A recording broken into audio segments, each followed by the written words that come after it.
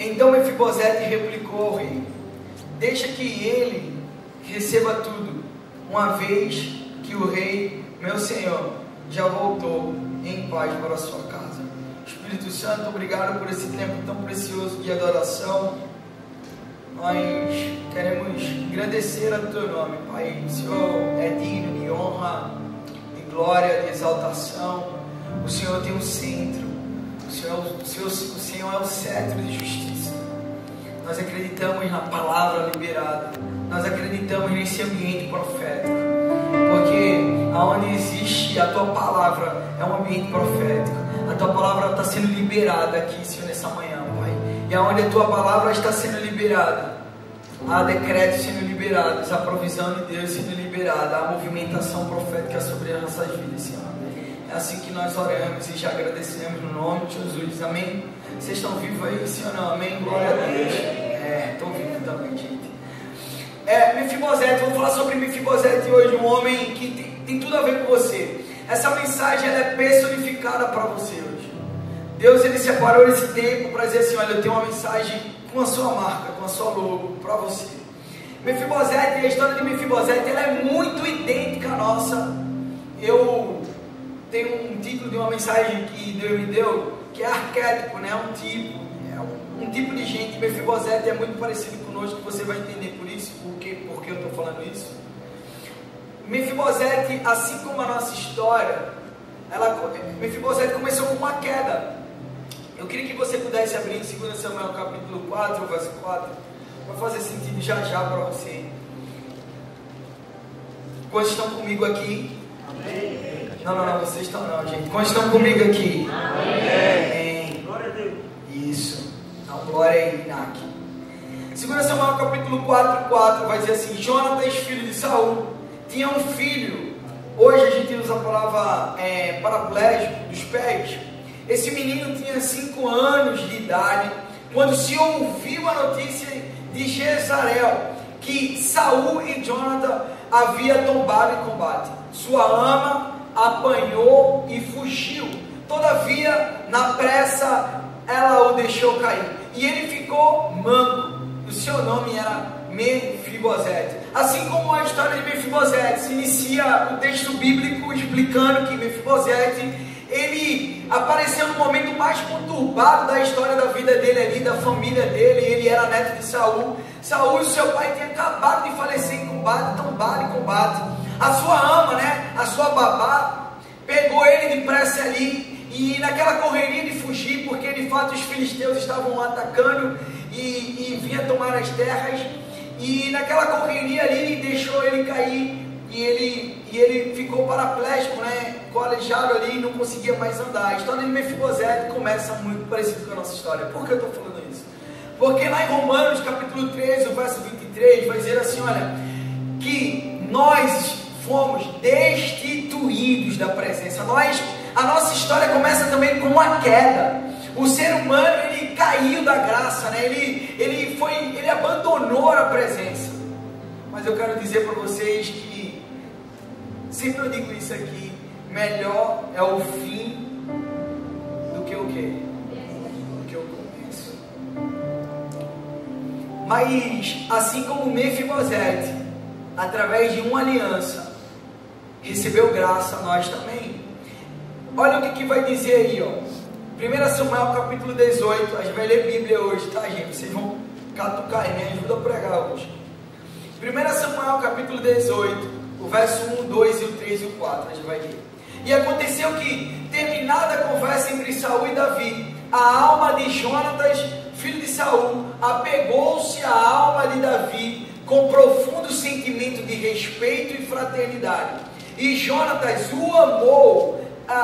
E Jonatas amou Davi como a si mesmo. Daquele dia em diante, Saul manteve Davi consigo e não permitiu que retornasse para a sua casa, a casa dos seus pais. Jonatas fez um juramento de amizade com Davi, porquanto tornaram-se seu melhor amigo. Jonatas tirou o manto que vestia e deu a Davi. Também lhe entregou sua túnica militar, a espada, arco e cinturão. Aqui existe uma aliança. A partir desse contexto aqui, Davi e Jonatas, eles estavam fazendo uma, diga assim, uma Aliança. Aliança. Eles estavam aliançados. Eles estavam dizendo assim: olha, agora não existe mais Jonatas e Davi, agora somos aliançados. Nós temos apenas uma promessa. E eu vejo muito isso aqui. O que aconteceu conosco? Nós recebemos uma aliança através de quem? De quem? Jesus. É essa aliança. É quando Deus olha lá de cima para nós, Ele enxerga Cristo em nós. Porque na verdade em nós não tem nada de bom, mas Ele enxerga Jesus, o sacrifício de Cristo ali no Calvário por mim e por você. E aí, o que acontece? Na teologia nós dizemos que Davi, ele é um tipo de Cristo. Eu queria que você pudesse abrir comigo em 2 Samuel capítulo 9, verso 1. A gente está investigando agora aqui, nós estamos andando, passeando na palavra. Por que Davi é um tipo de Cristo? Você vai entender agora. Ele é um tipo, é um modelo. Se fosse para usar uma palavra mais atualizada e contextualizada, é um arquétipo, é um protótipo de algo. 2 Samuel capítulo 9, verso 1 vai dizer assim: certa ocasião, Davi questionou a si mesmo: será que, isso aí ele já está falando quando ele assumiu o reinado, Davi, ele já assumiu o reinado, ele questionou a si mesmo, dizendo assim: olha, será que alguma pessoa da família de Saul ainda vive? Se houver, eu gostaria muito de encontrá-la e fazer algo de bom para essa pessoa, em memória de quem? Em memória de quem? Diga assim: da aliança. Davi um dia, quando assumiu o reinado, ele disse assim: eita, eu tenho uma aliança, será que tem alguém ainda da casa de Jonathan ainda que é vivo, para que eu possa fazer algum tipo de bondade para ele? E aí, é nesse momento que aparece um homem, que eu queria que você gravasse esse nome aí, diga assim: Ziba. Ziba aparece. Esse homem aparece dizendo assim: olha, existe um homem ainda que está lá na terra de Lodebar, que vocês, eu acho que já ouviram falar bastante sobre isso, que é a terra do esquecimento. Mas ele era paralítico. Ele é paralítico e está vivendo lá em Lodebar. Por que Ziba dá essa característica dele de paralítico, paraplégico, né? Porque na verdade num palácio não poderia entrar imperfeições. Os imperfeitos não poderiam entrar no palácio. Existe uma lei sobre aquilo ali. Mas Davi tinha uma aliança. E aí ele disse assim: não, manda buscar esse homem aqui, traz ele aqui, que eu tenho que fazer algo por ele, porque eu tenho uma aliança. E aí eu separei 6 posicionamentos de Davi para com Mefibosete. E esses 6 posicionamentos que Davi teve com Mefibosete são os mesmos posicionamentos que Deus tem para conosco. Por isso que eu digo que é um arquétipo. A história de Mefibosete, Davi, Jonathan, Saul. Eu não vou entrar muito em detalhe, porque senão a gente vai perder o sentido aqui do que eu quero ministrar para vocês. Mas ele é um modelo, ele é um protótipo, ele está apontando para o futuro, ele está apontando para Cristo. Os 6 posicionamentos que Davi teve com Mefibosete. Primeiro é 2 Samuel capítulo 9, verso 6. Eu queria que você pudesse abrir a sua Bíblia aí. 2 Samuel 9, 6 vai dizer assim: Davi o chamou pelo nome, Mefibosete, e ele prontamente respondeu ao rei: eis aqui o teu servo, Senhor. Deixa eu te falar, quem é que chama pelo nome? Deus nos conhece pelo nome. E quando ele chama Mefibosete, sabe, Tiaguinho, pelo nome, ele está mostrando uma intimidade. Ele está dizendo assim: olha, eu te conheço, eu sei quem você é. E Davi estava dizendo assim: olha, Mefibosete, me falaram sobre você, eu conheço essa história. Sabe, Deus está dizendo para nós hoje aqui que Ele nos conhece pelo nome. Não, você não está entendendo o que Deus está dizendo. Você entendeu que o Rei soberano, Ele te conhece pelo teu nome. Ele chama você pelo nome. Ele diz assim: Gabi, Ele chama Lucas, Ele chama Gabriel, Ele chama Tiago. Ele está dizendo assim: eu conheço vocês pelo nome de vocês. A segunda coisa que eu vejo aqui, agora eu queria que vocês pulassem agora para o verso 7, é que Mefibosete, imagine só, ele está assustado com tudo que está acontecendo. Até algumas horas antes, dias antes, ele estava na terra do esquecimento. Agora o rei mandou chamar, e e não chama apenas ele, mas chama pelo nome dele. Aí olha o que vai dizer no verso 7. Então Davi o tranquilizou, dizendo: não temas, porquanto eu chamei para lhe demonstrar bondade por amor a Jonathan, teu pai, meu amigo. Veja que profundidade. Ele chama ele pelo nome. A segundo posicionamento que ele tem, ele diz assim: não temas. Porque ele estava apavorado, porque na verdade a lei de guerra obrigava aos sucessores do trono, que era o caso de Mefibosete, a serem mortos, porque a qualquer momento poderia haver uma rebelião e ele reivindicar o trono que era da família dele. E ele, imagine só, diante do rei assustado, o rei olha para aquele semblante de assustado e diz assim: não temas, porque eu tenho uma aliança com teu pai. Meu Deus está falando para você hoje assim: não temas, porque você tem uma aliança. E quando eu olho para você, eu olho para Jesus, a quem eu amo. Mefibosete era para estar morto, mas ele continua fazendo alguns posicionamentos em relação a Mefibosete. No verso 7 ainda vai dizer assim, ó, na parte final: restituirei todas as terras de Saul. Sabe o que Deus está dizendo assim? Olha, vocês perderam de fato a herança, vocês caíram no Éden. Meu Deus, mas tem que eu tenho uma aliança com ele, que vai fazer restituir todas as heranças que vocês têm por direito. Davi está dizendo assim: olha, você vai ser restituído em tudo, em todas as heranças, porque Romanos capítulo 8, verso 17 vai dizer assim: se somos filhos, então também somos herdeiros e herdeiros de Deus e co-herdeiros com Cristo. Ele está dizendo assim: você tem uma herança. O inimigo pode estar batendo na tua porta hoje dizendo assim: perdeu tudo, você não tem nada. Não, nós temos uma herança, nós temos um pai, nós temos alguém que pagou o preço na cruz do Calvário por nós.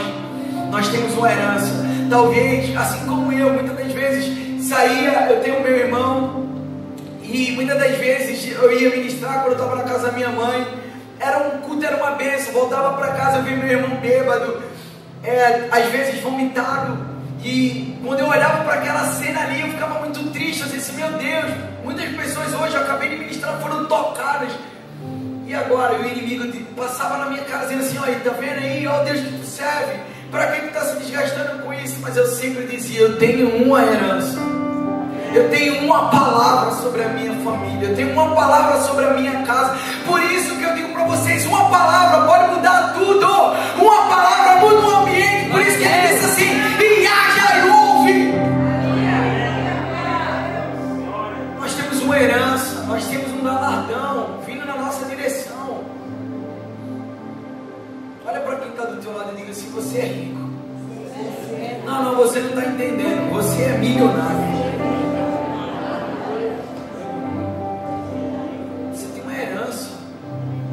A herança que você tem, nem olhos viram, nem ouvidos ouviram, nem penetrou no coração em um homem com maior QI na face dessa terra, que nunca ainda passou na mente humana, não vai passar nunca, porque o que ele tem preparado para aqueles que o amam, quem tem herança, meu Deus, aleluia. Vamos lá. A quarta coisa que eu vejo que Davi faz é o seguinte: ele pega Mefibosete, devolve as terras que eram do seu avô Saul, seu pai Jonathan, mas ele faz algo assustador. 2 Samuel capítulo 9, verso 10, pula agora para o 10. Ele dá uma ordem para Ziba. Como o nome desse rapaz? Grava aí. Essa terra seca, esse Ziba é terra seca. A Bíblia vai dizer assim: olha, Davi olha para Ziba e diz assim: olha, tu cultivarás a terra dos teus filhos e servos, e colherá dos frutos, para que o filho do teu Senhor tenha alimento para comer. Sabe o que Deus está dizendo para mim? Todas as vezes que eu leio esse texto, essa passagem, Ele está dizendo assim: eu sou um Deus de provisão. Eu dou a terra para vocês, mas eu também dou os servos para que eles possam alimentar vocês. Imagine Mefibosete recebendo tudo isso na mesma hora, dizendo assim: meu Deus, eu estava na terra do esquecimento, mas agora comecei a entender. E ele começa agora a dizer assim: olha, você vai cultivar, Ziba, para Mefibosete, você vai colher, vai plantar e vai alimentar o seu Senhor. Deus está abrindo provisões aqui para vocês.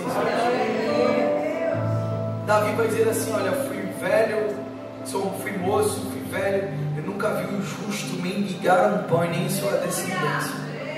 Deus é Deus de provisão na sua casa, Deus é um Deus de provisão na sua família. Deus vai te dar as estratégias corretas, porque você foi restituído. Olha, a quinta coisa, estou correndo aqui contra o tempo. Quinta coisa que eu vejo aqui no verso 10 ainda, além dele fazer tudo isso, ele faz algo ainda mais profundo com Mefibosete.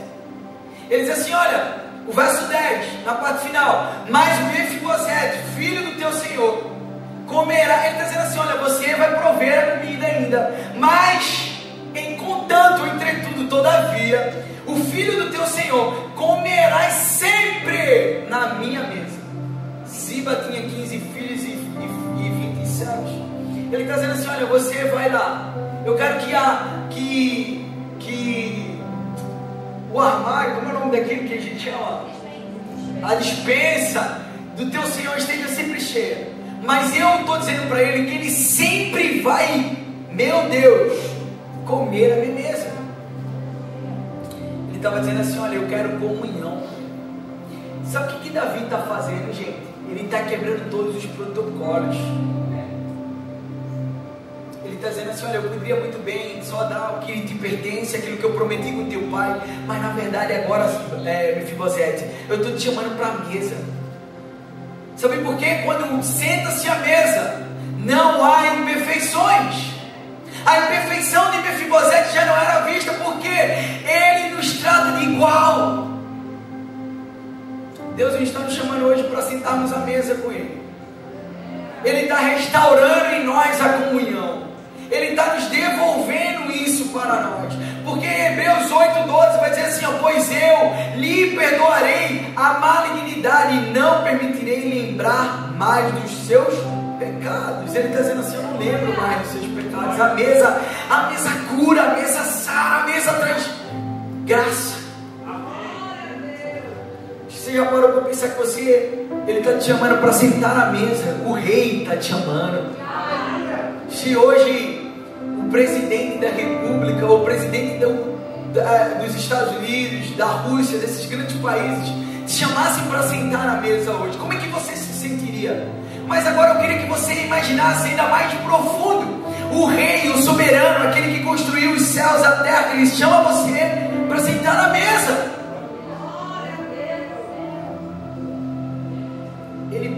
Por isso que eu fico olhando a palavra, dizendo assim: Mefibosete é nós.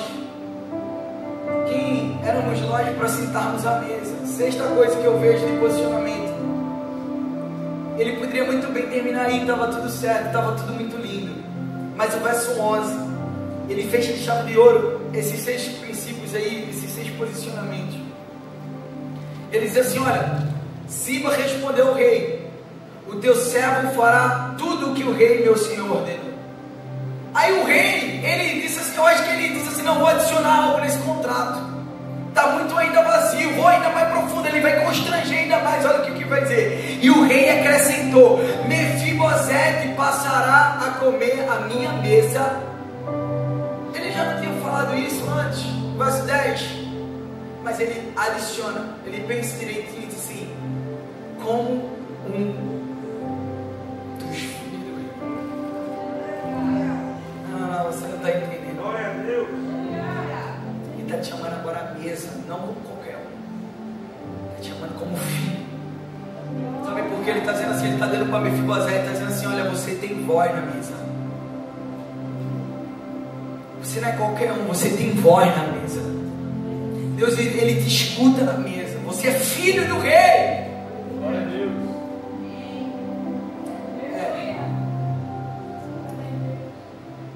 eu vou correr aqui. Passou-se o tempo, existiu uma crise, depois Davi pecou, essa é uma história muito longa, mas existiu uma crise, Absalão, um dos filhos de Davi, ameaçou usurpar o trono, na verdade usurpou o trono, e Davi teve que fugir da presença do seu filho e de Jerusalém. Ele fugiu, e no meio dessa fuga, no meio dessa crise no reino de Davi, Ziba, de vez de servir ao seu Senhor, ele monta algo maligno. Na verdade, Ziba, ele se promove em meio à crise. Tem muita gente que se promove no meio das crises, gente. Ziba monta, de vez de pegar o seu Senhor, que ele era o quê? Paraplégico. Ele não tinha mobilidade. No meio da crise, para fugir com Davi, Ziba deixa Mefibosete em Jerusalém e diz para Davi: olha, Mefibosete ficou em Jerusalém porque ele está achando que vai ser restituído o reino para ele. Ziba planta no coração de Davi uma malignidade, uma seta do inimigo no coração de Davi, ao ponto de Davi dizer assim: olha, tudo agora que era de Mefibosete passa a ser teu, Ziba, como herança. E eles fogem, vão embora, ao ponto que o tempo passa. Eu estou contando a história muito por cima, se você tiver curiosidade, lê depois o livro de 2 Samuel, capítulo 16 até o 19, você vai entender bem isso aí.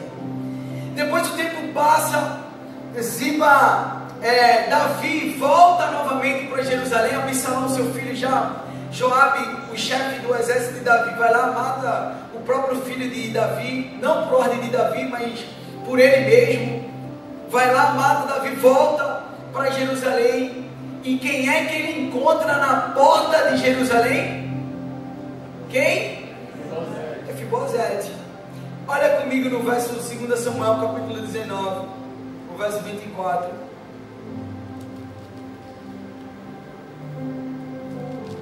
Mefibosete, neto de Saul, também foi encontrado, aliás, foi ao encontro do rei. Ele não havia lavado o quê? Os pés, nem aparado a barba, nem mesmo lavado as próprias roupas, desde o dia em que o rei partira até o dia em que regressou em paz e segurança.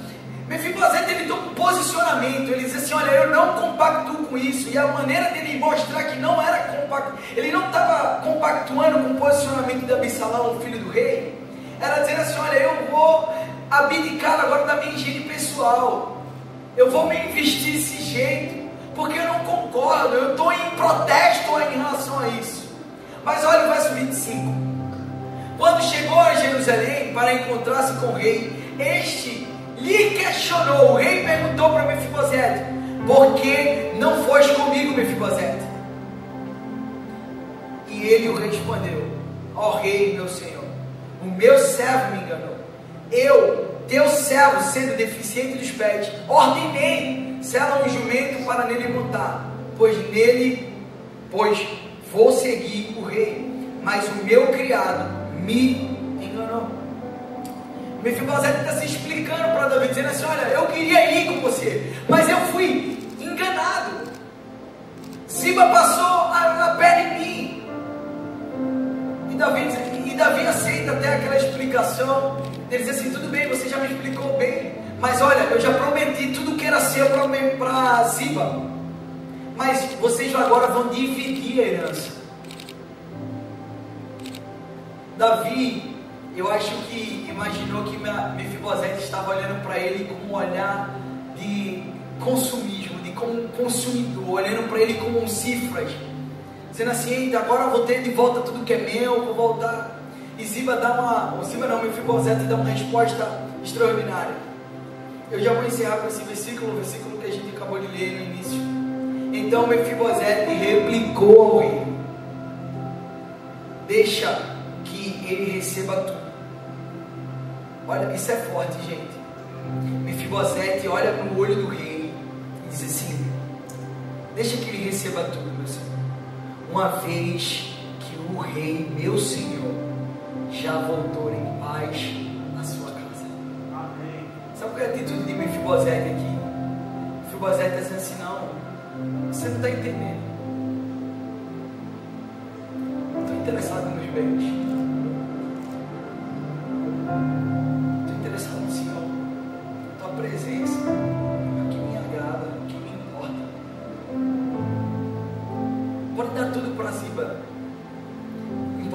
Senhor voltou. Eu vou voltar a sentar na mesa. A gente vai voltar a conversar. Ele está dizendo assim: não importa, a presença do meu rei é que me vale mais. Ele está dizendo assim: não importa os bens, os ouros da terra, não importa as riquezas desse mundo. Ele está dizendo assim: o que me importa é a presença do rei. É isso que a igreja tem que entender.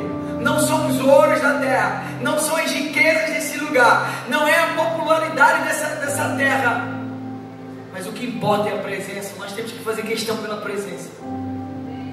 É a presença que muda tudo. Quando eu comecei a entender que era a presença, não o povo, porque nós que estamos aqui ministrando, pregando, gostamos de estar aqui na frente, gostamos de gente, e está tudo certo, mas Deus começou a falar para mim: não é sobre pessoas, é sobre a presença.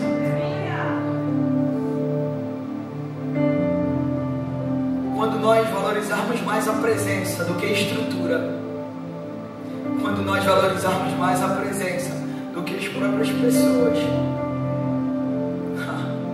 nós vamos ter uma igreja, meu Deus, resiliente, uma igreja que vai multiplicar, uma igreja que vai impactar a sociedade, porque já não estamos mais preocupados com as estruturas, já não estamos mais preocupados com as coisas ao nosso redor, nós estamos preocupados com a presença. Por isso que Deus me visitou nessa manhã, porque aqui a nossa preocupação foi a presença.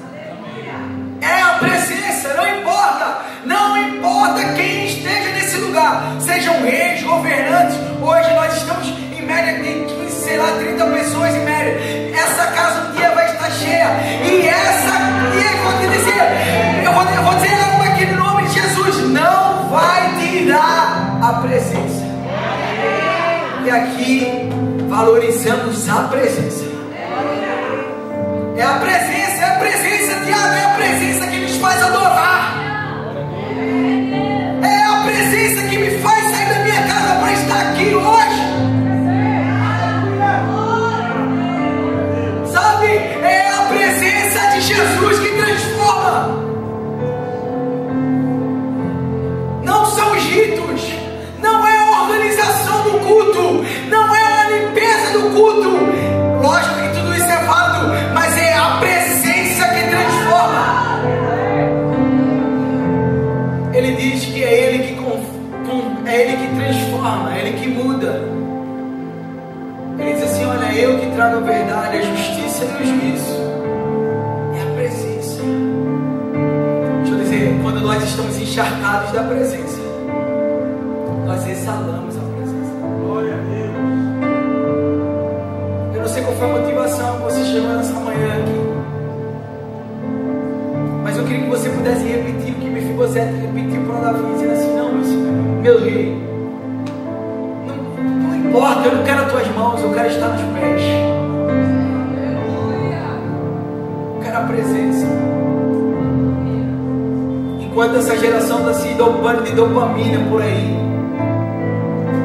neuroadrenalina, se enchendo de prazeres que daqui a pouco vão ficar vazios, eu estou dizendo assim: a presença, ela é, meu Deus, ela nunca fica vazia, ela sempre sacia. Você vai sentir a doce presença, você vai sentir o toque, você vai sentir assim: meu Deus do céu, que alegria é. Ah, mas o mundo está dizendo assim: mano, e louco, não faz sentido. Faz sentido.